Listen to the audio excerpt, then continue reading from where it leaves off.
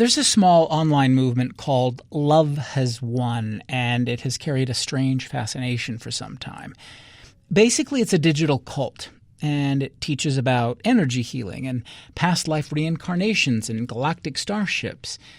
It's been the subject of documentaries and podcasts and an HBO series that tells its strange and tragic end, where police officers find this mummified, blue-tinged body wrapped in Christmas lights and glitter makeup. It was a woman whose followers called Mother. She's the main character in journalist Leah Sottile's new book. Her name was Amy Carlson. Amy Carlson was really a daughter of America's heartland. She was someone who grew up in the Midwest. She moved to Texas as a child and was raised in the suburbs of Dallas. Beautiful girl, really good grades, had a great upbringing. After she graduates from high school, she really tries to do her best to make her way in the world. But what that means is she keeps her job at McDonald's and she becomes a manager. This is not quite what Amy Carlson thought that she would become. And, as life is wont to do, she encounters a series of hurdles and obstacles in her life. She has 3 different children by 3 different men. She struggles with alcohol. Life is just really coming at her in a way that maybe she didn't expect.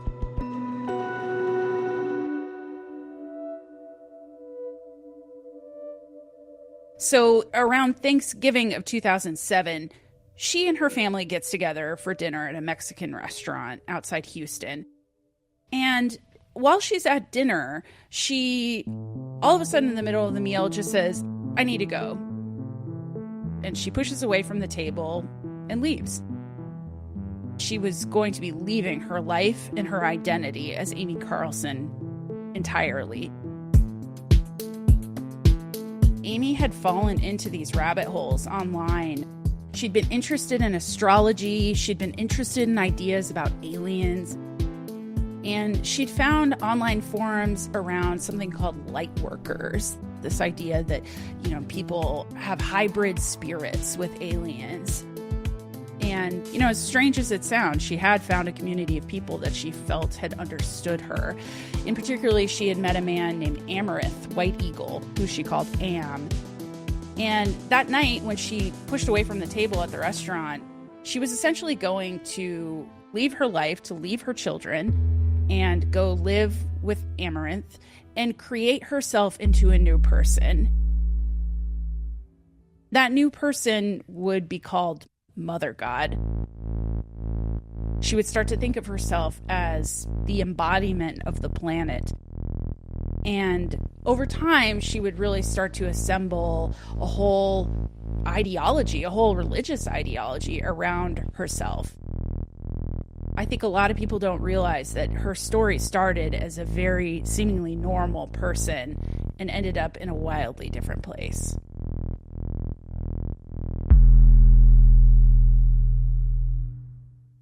As a journalist who covers the fringes of life in the Western United States, I've heard a lot about different New Age groups, New Age kind of culty groups over the years. And I'd heard about this group that Amy Carlson ended up starting called Love Has Won. And, there's just a lot of rhetoric around this woman, around this person who said that she was Mother God and gave these really wild online live streams that didn't really make a lot of sense. For me, there was something about her that was just really compelling. And I just wanted to know what creates a person who thinks that they're a god. So the book ends up being kind of a quest to understand how someone with seemingly no religion creates a religion where they're at the center.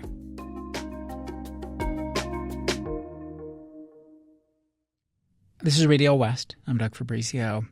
Today in the program, Leah Sottile is with us. Her new book is called Blazing Eye Sees All, and it explores the rise and fall of the Love Has Won digital cult. We had Sottile on the show a few years ago talking about her book, When the Moon Turns to Blood, where she dug into that story of Lori Vallow and Chad Daybell. You might remember they're the couple who twisted their Mormon beliefs into these violent fantasies. So Tilly told us she's proud of that book, but she also said, personally, it was damaging.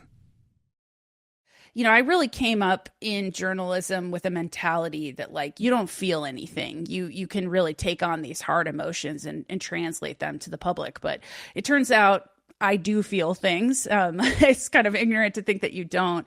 And so when I finished the Daybell story, I came away just so disturbed by what I'd learned, really unsettled. And I thought, you know, I think I'm good on this extremism thing. There's a lot more to me as a writer and reporter that I can dive into.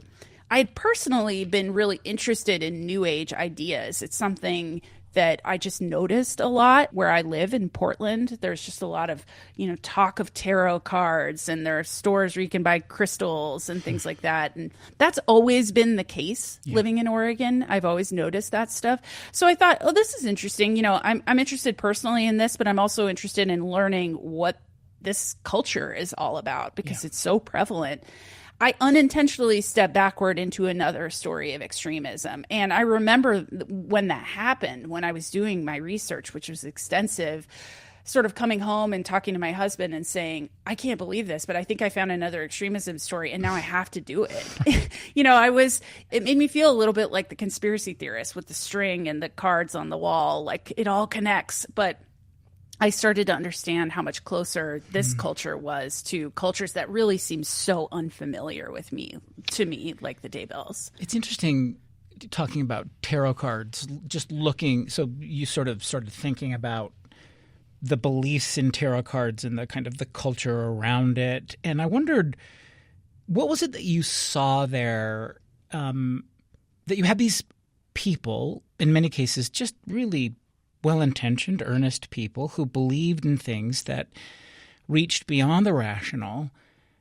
But once they're there, once they're willing to kind of suspend the rational, they're vulnerable to be manipulated or for those beliefs to get more and more kind of outrageous. Is that a fair way to describe what you were saying? I think so. During COVID, we were all kind of spending our time doing different things. And I just took a lot of online classes.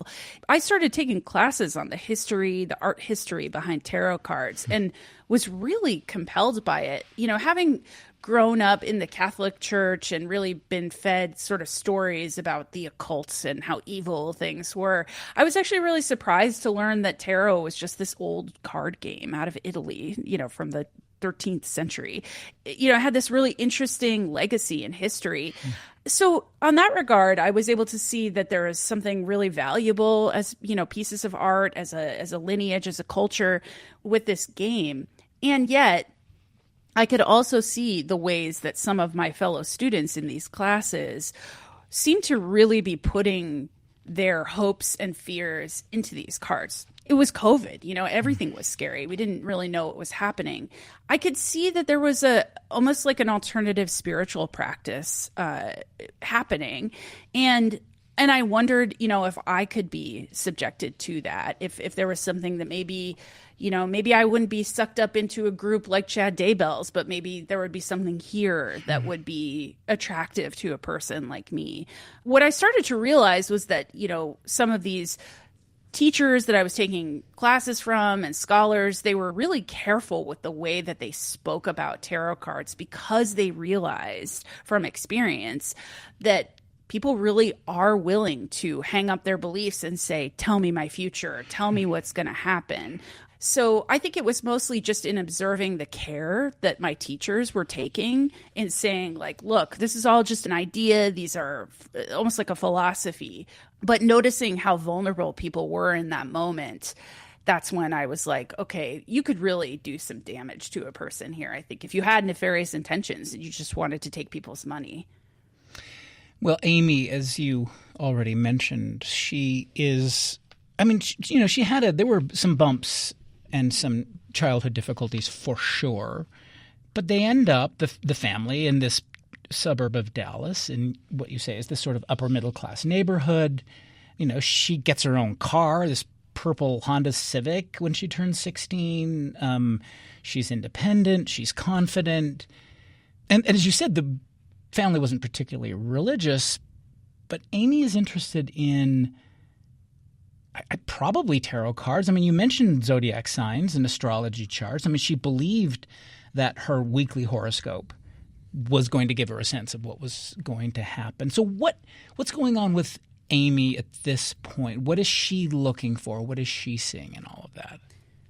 Well, from talking to her family, to her children, I think that they've all kind of come to an understanding that Amy was seeking something bigger. Amy thought she should be famous. She should be famous. She should be wealthy. She should be revered. And maybe that component is the thing that she most wanted, was a sense of reverence that was bigger than just her children loving her. It was a sense of like a goddess, like, you know, in the ways I think anybody reveres celebrities or singers that they love or things like that. You know, I think maybe she wanted that and then took it to the next level. So at the point that she was, you know, really interested in astrology and her horoscope, you know, I don't know that there was anything particularly nefarious happening there. But what I do see, like in any extremist ideology, is she started to on-ramp herself to level up to new ideas and new things. And pretty quickly, I think Amy was stumbling into spaces online where she was seeing conspiracy theories, and she was seeing people saying, you know, that common language of like, this is what the media doesn't want you to know. We on this online forum have a better sense of the greater forces controlling the world. So I think that Amy sought knowledge that would sort of give her a level up on just, you know, looking at horoscopes, and she took things further. And I think that there's always this sort of funnel like pipeline with these ideas, and that's what I think she was starting to fall into. She has this moment where early on in all of this, she hears this voice that tells her that she is one day going to become the president of the United States. Which tells you what's appealing about that. I mean, if she's someone who wants to be famous, I mean, she wants to have a musical career for a while. She wants to be on stage. She wants to perform. Somebody's telling you could be as famous as the most well-known person in the world. Right. There must be some appeal to all of that. Yeah, I think, you know, it's hard to know if that, like in all things, it's spirituality. It's hard to know if she really heard that, or if that's something that she was assigning retroactively, saying, "Oh, I was told this thing when I didn't know, you know, what sort of fate was laid out for me to become this godlike person." It almost doesn't matter, though, right? The fact that she thinks or created a story that somebody told her she was president. That's all this has the same conclusion in some way. Exactly. Yeah. There's this sort of divine whispering in her ear saying, you know, I know you're just putting your kid to bed right now, but there's really this bigger thing that's ahead for you. And I think that's an early prediction of that. You know, I think it's also important, like you say, you point out the stature of this person. Amy was not a particularly political person growing up, and neither was her family. Many people in the family didn't even vote. So, but I think what you're right, she's tapping in on, like, that is one of the most well-known people on the planet, and that's what she wanted to be. Okay, let's step away from Amy's story for a moment and talk a little bit, as you do in the book, sort of the origins of some of these ideas, these New Age movements. One of the things you write about is the earlier history of these movements. Early in the country's history, it was this New Thought movement. Explain what that is first. Yeah, so New Thought, you know, I'm not a professor of this stuff, but from what I can understand is New Thought was emerging at a time when people were coming to America realizing that this was a place that they felt that they could create their own Garden of Eden, essentially. You know, they were escaping the sort of binds of a restrictive government in England and coming here and starting fresh. Looking past the fact that there were already people who lived here, they thought this could be their own religious utopia. So you started to see movements like the Shakers and people in New Thought coming up with ideas where it was spirituality, but it had alternative power structures to it. And particularly around with women, in a lot of traditional religions, even today, you don't see a ton of power imbued upon women. And with some of these early philosophies and spiritualities, women were not only powerful, but they were intensely spiritual. They could receive messages from beyond and things like that. So in the early 1800s, the late 1700s, that's when you start to see a lot of this thought happening, specifically in New England, with a lot of these new settlers coming in and setting up utopian religious communities that are based upon these alternative spiritualities. Well, we're in Utah, so obviously people here are going to say, that sounds like the Mormons, and you mentioned how Joseph Smith sort of comes out of this New Thought movement as well. Right. Having spent so much time researching Joseph Smith, it was really interesting to see that he was certainly not the only guy with ideas like this at the time. He was a part of a really big cultural shift that where people were saying, I've got this kind of ability to speak to God or speak to saints and angels and spirits, and I have these alternative methods. Joseph Smith famously looked into the hat and saw the seer stones and, could interpret the golden tablets. That was in a way not really unique. I think that there was a lot of that sort of practice happening at that time and in that specific place. I think what's also interesting about that moment, and it seems kind of outrageous for the time, is that a lot of these believers in this New Thought movement you write about in the book centered on this idea that God is everywhere in all things and all people. Mm-hmm. And this was appealing to women because God could be feminine as well as masculine.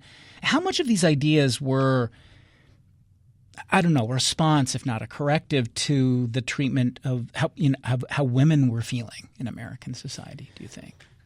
I think that it's a huge response. I mean, I was very surprised in my research when I found that many of, early suffragists were talking about spiritualist ideas. There's, at the time, in the 1800s, there was a lot of people talking about, spiritualist mediums and things like, rapping on a table or sounds that you could interpret as like messages from spirits. That was literally happening among, major feminists at this time. They were people who were fighting for their rights, who were saying we deserve a place at the table in terms of our decision making and what our lives look like and how we vote. But they were also very tuned in to this spiritualism movement. And I think that surprised me because, I think as a journalist, and I wasn't seeing a lot of scholarship, a lot of journalistic scholarship around the New Age movement. I think it's because it's really disregarded as something kind of wooey and out there and like whatever. People are talking about psychics and mediums.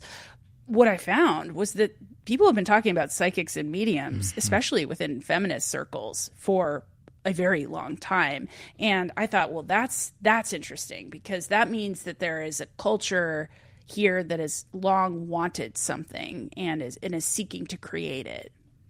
I think this is so helpful to be able to understand what's behind these ideas. On this one hand, okay, so part of it was women and their response to what was going on. But then there's this other idea, and a number of these other ideas. One of them you mentioned was that by about 1870, there were something like 8 million spiritualists in the United States at the time.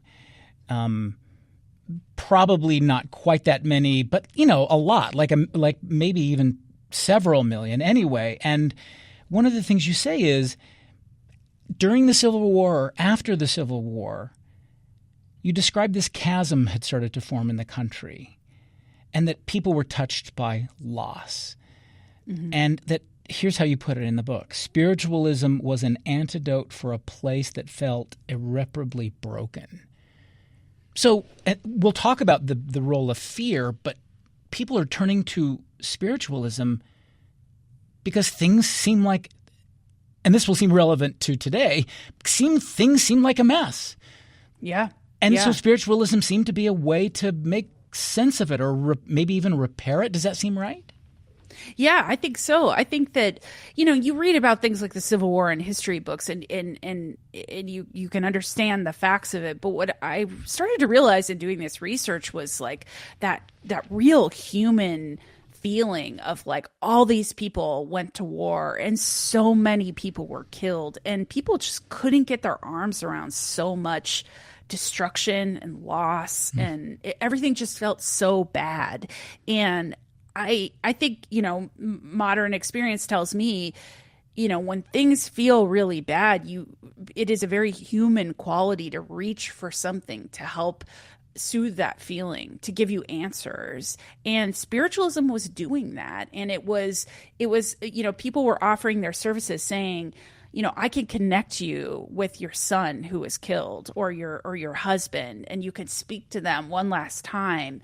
And people wanted that. It was very popular. And I think that's what explains it, is that it's just, very rampant pain that everyone was feeling and wanting something to soothe that.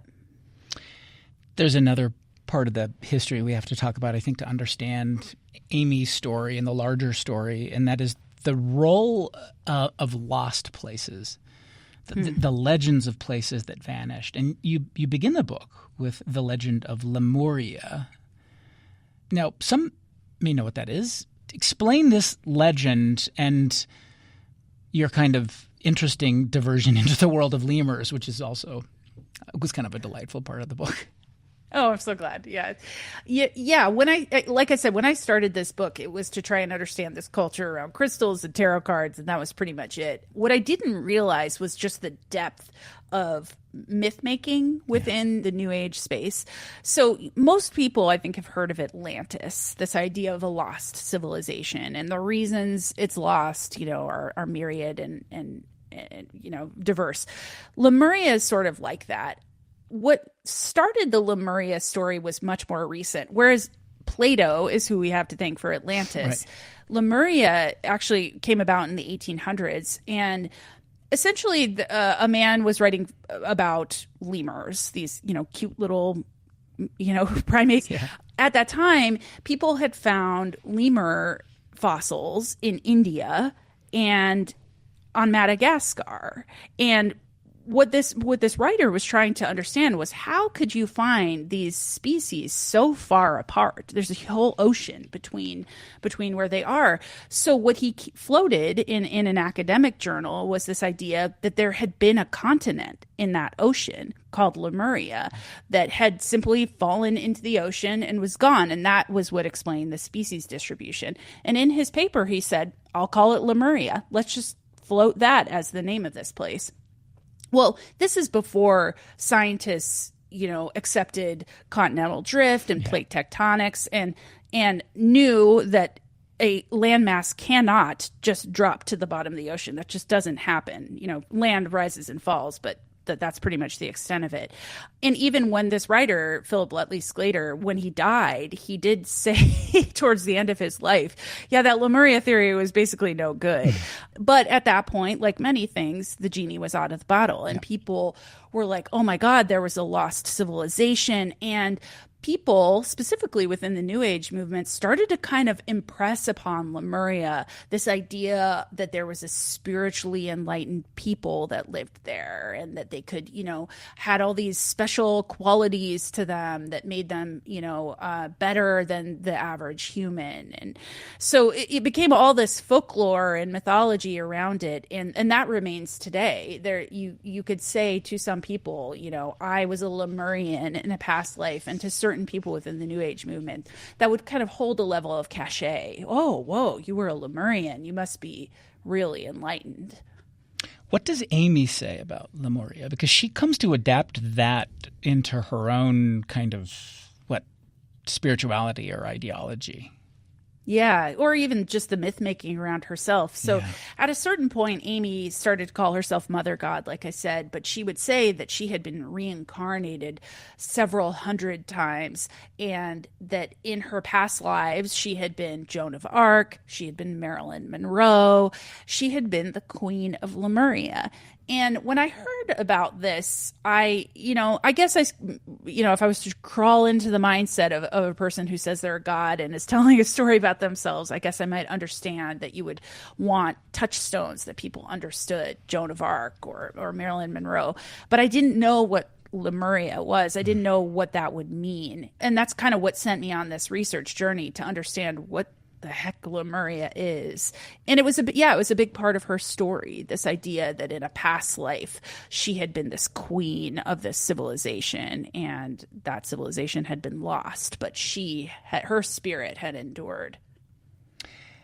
As you write about it, Lemuria, she said, had defended itself all these years ago, 27,000 years ago, in this big, great battle with a violent adversary called Atlantis. There she throws Atlantis into the story.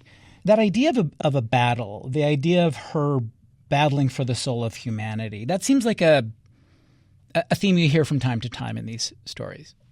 Mm-hmm.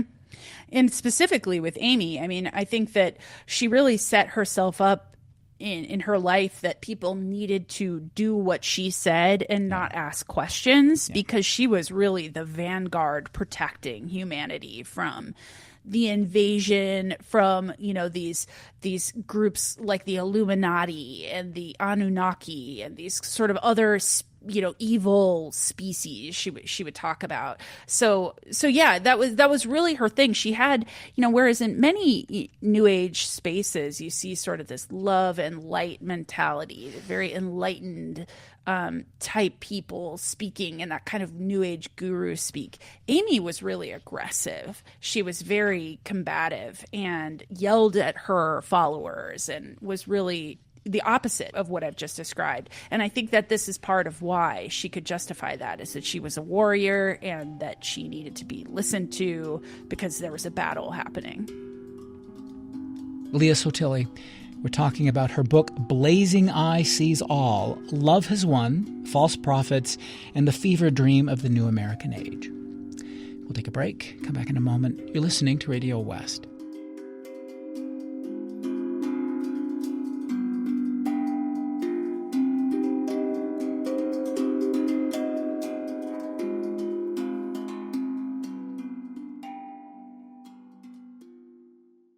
This is Radio West and Doug Fabrizio. Today in the program, the journalist Leah Sottile is back with us. We talked with her a few years ago about Lori Vallow and Chad Daybell. They're the couple who twisted their Mormon beliefs into this dark doomsday theology. This time, Sottile has a different spin on extremism. This one is a digital cult that taught about past life reincarnations in galactic starships and a cosmic mother god who had incarnated on Earth in the form of a woman named Amy Carlson. Sottile is working out how the need for answers and hope has made some open to anything, even these really dangerous fantasies. The book is called Blazing Eye Sees All. The term New Age, you say, is literal, that New Age seekers shared this idea that there could be a new era of human history. And in some ways, it's kind of like the reason this is appealing is everything around me sucks. And so I'm looking for a reset, whether it's in their personal lives or in the sort of the political, atmosphere or whatever, but they want someone who comes up with something new. Let's reset this. Let's restart that. That seems to be at the heart of, at least if I'm understanding what you're writing about in the book, the New Age movement. Yeah, absolutely. And I think it's a reaction to some religious movements that are more apocalyptic, the Book of Revelation that, have this sort of like gloom and doom that has to happen before some sort of spiritual, enlightenment or salvation. I think that the New Age literally is expecting a rebirth, just like would be prophesied in like the Book of Revelation, but it's a better one. It's like a more optimistic one. And I think that that's both societal and it's for humanity, but it's also can be really personal. On your march toward humankind ascending to a better place or a more enlightened dimension, to get there on this path, you become personally enlightened. You start changing the way you think and act and exist in the world. So it's a both, deeply personal movement leading towards something greater for everyone. What did Amy have? What was her gift? What is it that drew followers to her? Was it her charisma? Was it her ideas? Or was it just sort of in part that she had managed to understand how to get her ideas, her beliefs out into the world through the internet and, these live stream videos? Like, what was it that – she never became wildly famous, but she did draw some people to her. So what was it about her, do you think? I think in part, at least in the earlier days of her being Mother God, she did have a lot of charisma. She was sort of, had that yoga glow to her that you see. Yeah. Like she just seemed very natural and healthy and let's live in community. Let's live near the land. Things that I think are very familiar to us. So she was appealing to a lot of people. I think that she was someone who had a lot of ideas and she could speak with a lot of conviction about astrology, for example. That was a big thing for her. She would do these constant forecasts online where she would wear this little headset and she would say, here's, the astrological predictions for the day.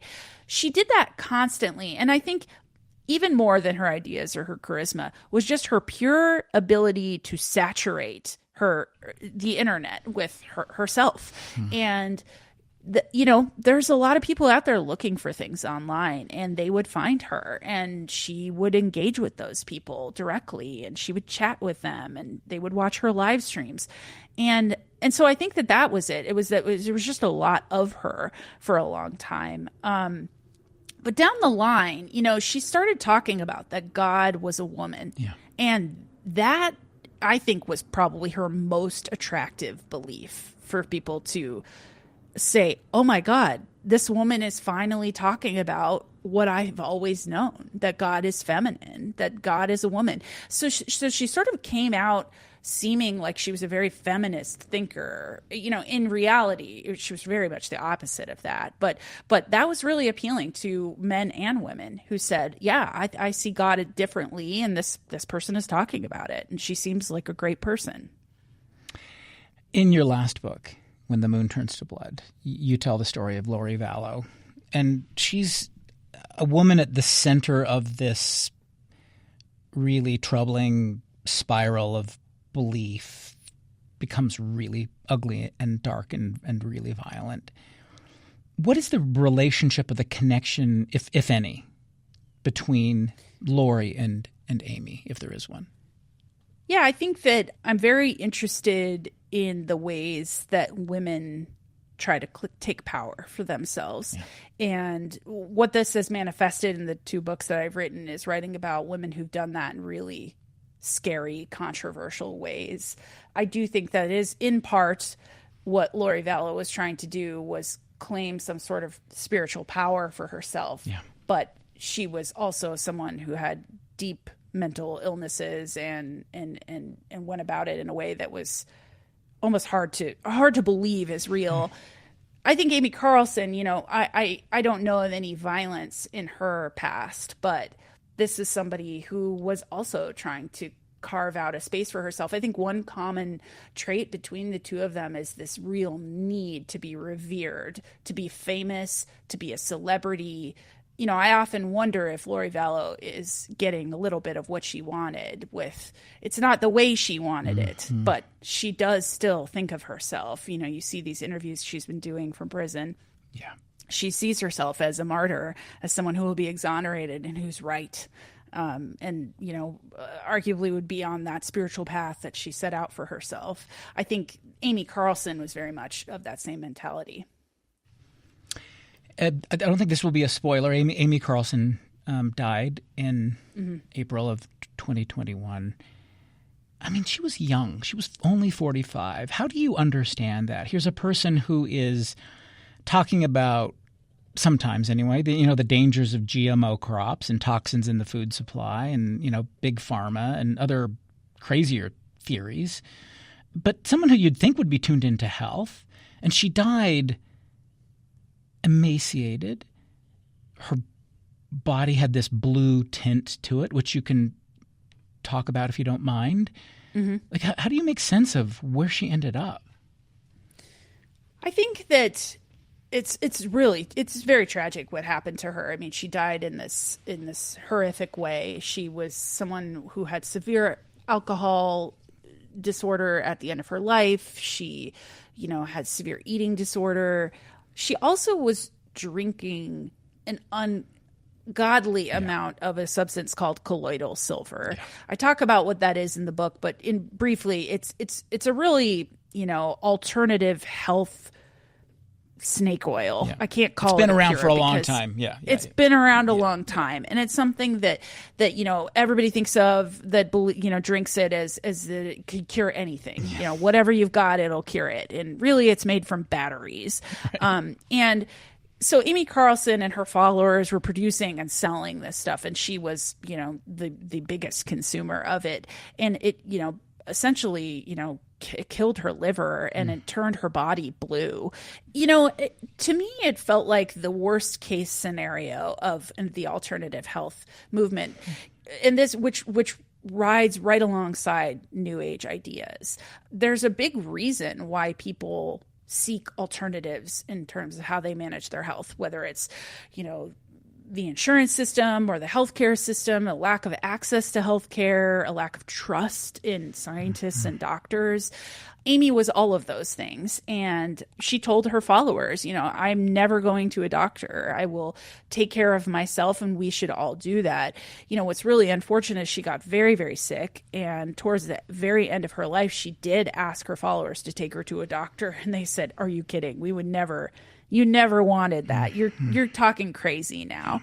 And what's really unfortunate then is that she didn't get any medical help for something that she was asking for. And so I do talk about in the book how it almost feels like she set up this game, and then when she wanted to leave the game, she couldn't because her followers kept her in it. And I think that that's really sad. It's hard to read the chronicle of her last moments there in Ashland in this log cabin-styled hotel, laying there in the shower, someone spraying water on her. She's 75 pounds, I think. Mm-hmm. And then she sort of loses control. It sounds like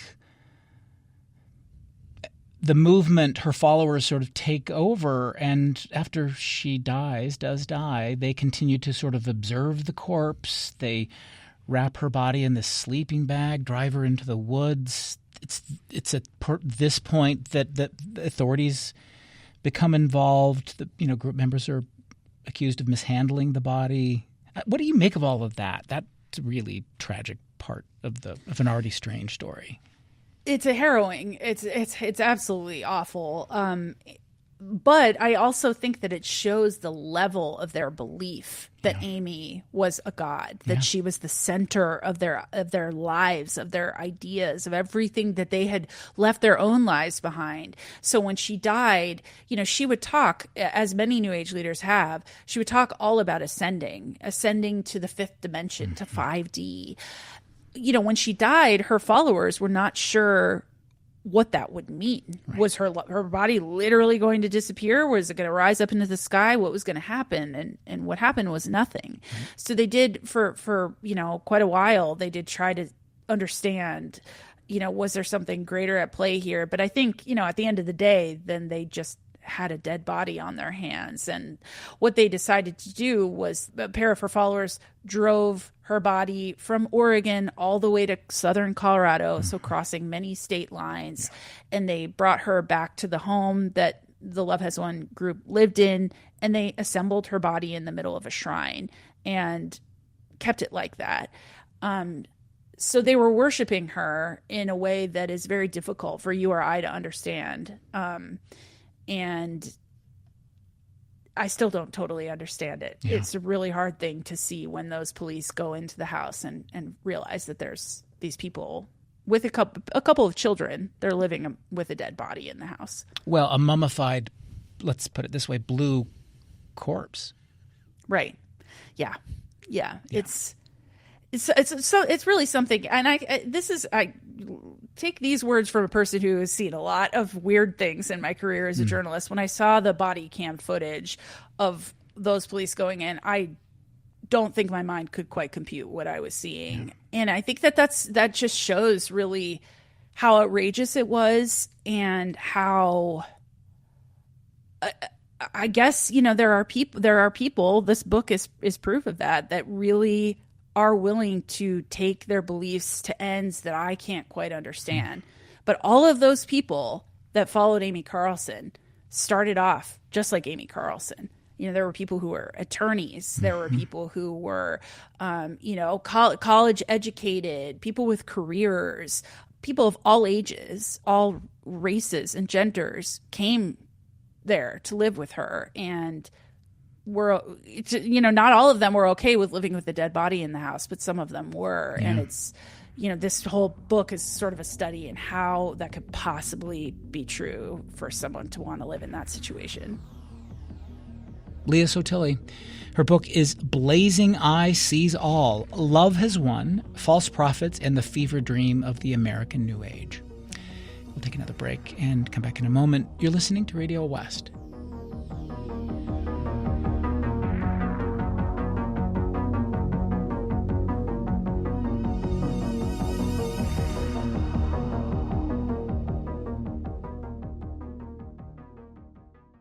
This is Radio West and Doug Fabrizio. Back now to our conversation with the journalist Leah Sottile. We're talking about her book, Blazing Eye Sees All. I think people are going to want to know what sort of relationship the ideas here in the Love Has Won movement has to do with, like, Q or any of those other conspiracy theories, and because we should also mention there's a darker side to all of this. There's a lot of anti-Semitism in here. There are a lot of other darker, problematic, racist, and ugly ideas in there as well. You want to say something about that? Absolutely. Yeah. I think that, it's one part of Love Has Won that is, I'm a little disturbed isn't talked about more, because this is a group that, has had a documentary made about them and things like that, is that the catalyzing beliefs of this group were anti-Semitism, that, in the belief in a new world order that is run by Jews. This is like a QAnon cult driven by, point to a conspiracy theory, and they believed in it. And that wasn't just something being talked about in a random house in Colorado. Love Has Won's primary function was to live stream up to 6 hours a day online, specifically on Facebook, trying to recruit people and get them on board with these ideas. Many of the people who joined the group because they saw it being discussed in 9/11 truther forums, in forums about lizard people and anti-Semitic, spaces. So that, I think that is one part of this group, is that New Age ideas are not always anti-Semitic, but there is a long history of them being that way, and that can't be overlooked with this. And again, going back to Amy Carlson's early life, this is shocking for her family. This is not something that she grew up with. It's a thing that she learned online, and it was supported within this New Age culture. The group's live streams after she died, they didn't stop. And you say after time, it seemed like the group would just go on without Amy because, as you write in the book, there was just too much money to be made. So there's certainly that angle as well. Right. Yeah, the group sort of fractured into a few pieces, but, in the immediate aftermath, they continued live streaming because they had long talked about Amy ascending, and she did. Yeah. And, they could say she ascended. She's not here anymore. So on to the next point of business, which is whatever today's QAnon update is, or whatever, President Trump is saying that they wanted to support. Or they're very, very pro-Trump. When the groups fractured, it just split off into new incarnations of Love Has Won. So new brands, you could say, that did live streams and sold colloidal silver and did astrology updates and talked about QAnon. When I interviewed Amy's family, they said they continue to see merchandise produced with Amy's face on it, that she is sort of like figurehead, I guess, to some people within this more conspiratorial New Age movement. When Amy got up from that Mexican restaurant in Houston and walked away, she left her kids. She had occasional conversations with them later, but never really reconciled.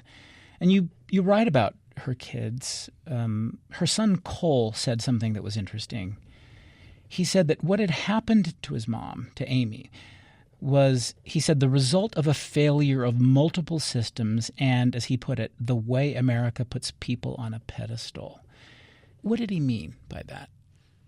I think he was speaking to that idea that we've discussed, that, you grow up in America and you have celebrities in your face. It just depends on who your family reveres. And I think that that's part of what he was saying, is that his mother grew up thinking the best thing she could do was become famous, that she could become a famous singer. And when she couldn't hit that mark, when she couldn't become a singer beyond her local karaoke bar, she had to find something else to do. And it turned out it was pretty convenient to just become a god of her own making. And there is a huge history in America that allows people to do that. So that's what Cole was speaking to. You say that there's this lie at the heart of, this is how you put it, the performance in a movement like Love Has Won. And it's based on what you describe as this legacy of belief in America, a place that, as you say, allows people to lie if they say it's in the name of their God. You want to say more about that? Yeah, in part of the book, I talk about a Supreme Court decision called United States versus Ballard. Yeah. Without getting into the intricacies of it, it had to do with a group that was around in the 1930s through the 1950s called the I Am Activity, which was essentially claiming that they could heal people of their ailments through the mail, through things they were selling in the mail. And ultimately, that they were sued and they reached the Supreme Court, who said, if people believe in these things, then who are we to say as Supreme Court justices whether or not that's real? And it essentially gave people selling snake oil a free pass to say, well, that's a part of my religion. And so that's a bit what I'm speaking to there at the end of the book, is that this idea is very American, to create yourself into a kind of god or celebrity, but it's also supported by the American legal system. When you say, this is my religion, this colloidal silver or this, psychedelic substance is a part of that, it does allow people to predate on other people for their own benefit in the name of religion. Let's go back and connect this story to the early history that we were talking about, New Age spiritualism that, emerges in the 19th century. Is what happened with Amy, is this how a lot of these movements also end? And I don't mean in the same way, but that they seem to kind of build to some absurd climax and then kind of fade away? Or do you think the material difference of this time, you know what I mean by that, the digital era, the internet era, the conspiracies being cultivated online, does that make Amy's story or this movement different? I want to say that so many of these New Age leaders of the past built to a point, and faded away. But I really don't think that they did. In a way, the lineage of the New Age is a lineage of intellectual theft. You just see when the torch is dropped by one leader, it's just picked up by somebody else, given a slight repackaging, new logo, and then we're off to the races with the same ideas. I do think that, like anything in extremism, this, far right, far left, whatever you want to call it, within these ideologies, the internet has accelerated everything. It just makes it so much more available. So whereas back in the day, I might not have been able to attend a spiritualist medium session or, go to a meeting talking about the, harmonic convergence, that's so available now. And Amy proved that because her group was spreading their messages on Facebook. They were getting in the comments of forums and talking to people directly. And in a movement that is so much about improving yourself and giving you personal power, I think that that's so attractive right now online. I think that there's an audience out there Googling late into the night how to figure out, how to fix their lives. And there are people like Love Has Won waiting to offer them an answer. Leah Sottile, thank you very much. Thanks for having me. Leah Sottile. Her book is Blazing Eye Sees All, Love Has Won, False Prophets, and the Fever Dream of the American New Age. Radio West is a production of KUER. You can subscribe to the show wherever you get your podcasts. We're on YouTube at KUER 90.1. We're on Instagram at Radio West. Or you can just email us at radiowest@kuer.org. The program is produced by Benjamin Bombard and Tim Slover. Carrie Watson is our executive producer. I'm Doug Fabrizio.